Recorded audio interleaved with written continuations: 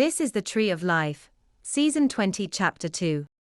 In this episode, we will be talking about how the dislocation of our objects of consciousness during a substitution event is repaired through spatial intersections with individuals at the closing of a substitution event. During infinite recursion, a series of analog structures with substitutionary impulses are converted to a digital form. Each convoluted path is described by a distinct negated impulse, an affirmational impulse. Those convoluted paths represent the dislocation of the objects of consciousness perceived by the vessel from those contextual to the vessel itself.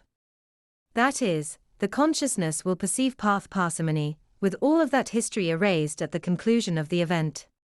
Nevertheless, each convoluted path, each nested substitution, only ends when there is a subsequent intersection with a common person to both paths. This is because only that subsequent intersection integrates that path into the objects of consciousness perceived by the vessel. Thus, our encounters with an infinite recursion lead to a migration of those individuals upward into path parsimony.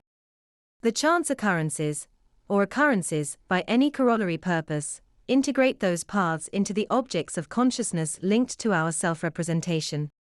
If this was not so, then these objects of consciousness would remain forever divorced from those contextual to the vessel. There would be no link between what we are perceiving and what our bodies have actually experienced. Subsequent intersections need not necessarily lead to acquiescence. But even in negation, which might lead to further recursion, there is an integration of those experiences into our self-representation. The lesson we learn from this is that every person we encounter coincidentally, we have already met before during some convoluted path. Our interaction with them during the second intersection merely integrates that history into our self-representation, whether we are aware of it or not. Without these subsequent intersections, we would remain always in a substitution event. Our perceptions displaced from our vessel. Living in a world which is disconnected from our experiences. We can also see that while these convoluted paths are in motion, our vessel may not be in the same location as we perceive.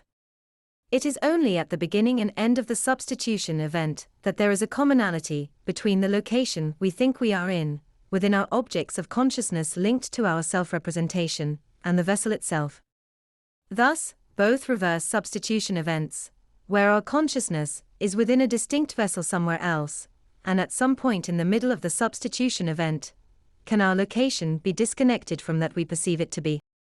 That's the end of the podcast for today.